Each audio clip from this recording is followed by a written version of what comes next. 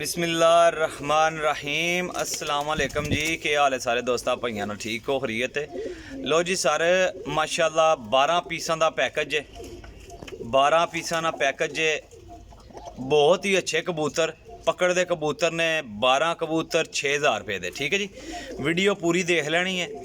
ਜਿਹੜੇ ਕਿਸੇ सज्जन भाई नहीं समझ ਵਿੱਚ आ जाएंगे वो भाई मेरे नाल राबता कर लियो जे। लोकेशन मेरी जेलम सराय आलमगीर जे, कारगो पूरे पाकिस्तान विच।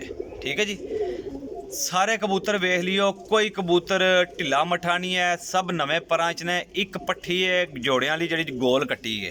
ठीक है जी, माशाल्लाह ए लाल परी कबूतर गोल्डन वेखो माशाल्लाह बहुत ही शानदार कबूतर है ला। ठीक है जी, अच्छे कबूतर ने, बहुत ही अच्छे। जितने की अच्छे कवो इन्ने ही कम अच्छे ने, चंगे ने। ठीक है जी, कबूतर वेखो, ये वेखो जनाब, विच ना सारे है वड्डी उम्र दे नहीं हैं। ठीक है, यंग उम्र दे ने। ए पट्ठा बांका माशाल्लाह, ए वेखो जी।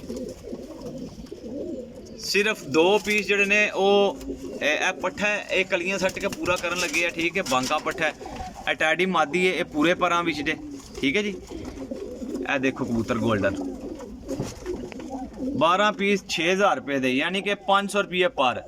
किसी सज्जन भाई नहीं समझ आ जाएंगे वो फिर भाई रबता करियो, रेट फाइनल ही होएगा। ठीक है जी, घट नहीं होएगा। ए पट्ठा है माशाल्लाह, टैडी पट्ठा जो चिट्टियां करने वाला ए ला। कोई कबूतर अगर हड्डी का माड़ा होए या जोड़ लू माड़ा होए, पर लू माड़ा होए, भाई जी काबिल एतमाद वापसी होएगी।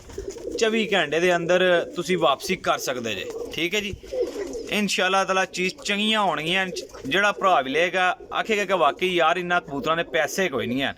ए पट्ठी है गोल कट्टी है। ठीक है, जोड़ियां वाली पट्ठी है, गोल कट्टी है। वेख लो जे। लो जी भाईजान, अपने भाई दिओ इजाज़त। अल्लाह हाफिज़।